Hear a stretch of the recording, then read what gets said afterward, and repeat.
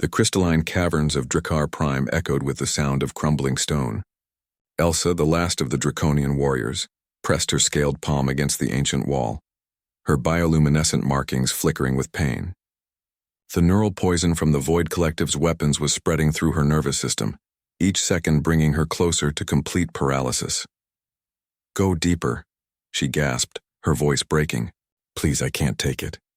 Leon knelt beside her, his hunter's instincts screaming at him to flee. Every spacer in the galaxy knew the golden rule: never trust a draconian. They were apex predators, 7 feet of muscle and scale, with claws that could rend starship hull plating. For 3 centuries humans had feared them, fought them, died by the thousands against them. But Leon had seen something in Elsa's eyes when he'd found her collapsed in the crystalline chamber. Not the cold calculation of a predator, but desperation, fear, something achingly human. "The core," Elsa wheezed, her pupils dilating as the poison reached her brainstem. "You must reach the planetary core. The antidote matrix. It's the only thing that can purge the void toxin." Leon checked his scanner. The planetary core was 15 kilometers down, through unstable tunnels that were collapsing by the minute. The temperature would reach 800 degrees Celsius. No human had ever survived such a descent. "That's suicide," Leon said flatly. "Then I die." Elsa's head slumped against the stone. "And in 3 hours, the Void Collective activates the poison in the atmosphere. Every draconian in the sector, extinct." Leon stood running calculations. His environmental suit could handle maybe 600 degrees for 20 minutes. The pressure would crush his bones at that depth.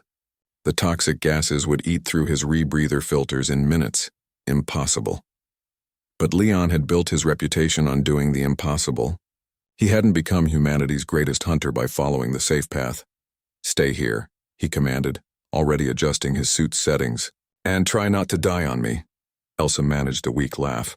Humans, always so optimistic. The descent was hell incarnate. Leon rappelled down shafts that glowed with geological fury, the walls radiating heat that made his suit's cooling system scream in protest. At 4 kilometers, his left boot began to melt. At 7 kilometers, he was breathing recycled air so hot it burned his lungs. At 10 kilometers, his suit's AI gave up and shut down with a final, apologetic beep. Leon continued on human stubbornness alone. The core chamber was a cathedral of impossible beauty. Massive crystals jutted from walls of molten stone, each one pulsing with the planet's electromagnetic heartbeat. And there, suspended in a matrix of solidified plasma, was the antidote seed, a biological construct left by the ancient progenitors who had terraformed this world eons ago.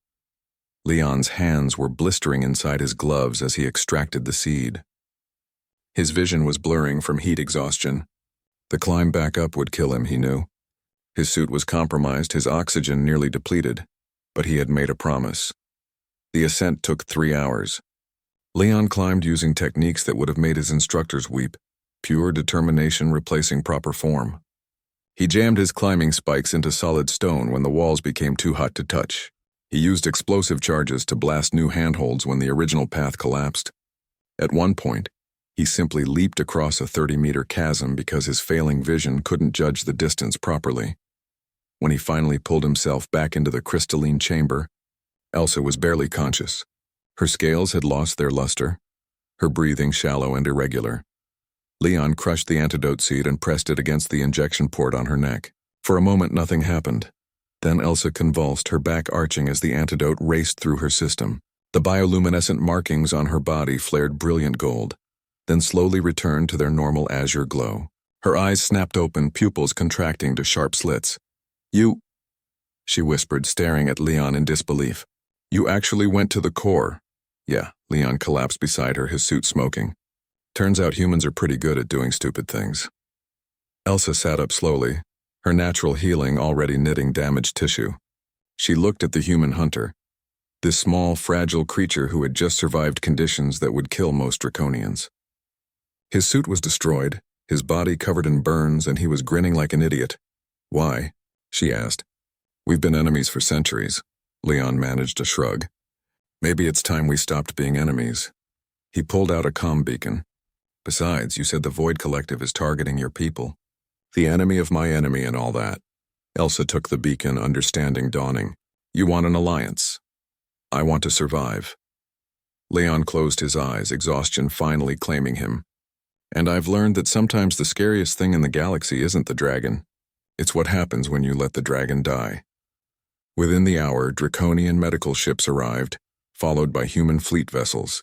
As Elsa transmitted the antidote formula across encrypted channels, saving millions of her people, she kept looking at the unconscious human who had done the impossible.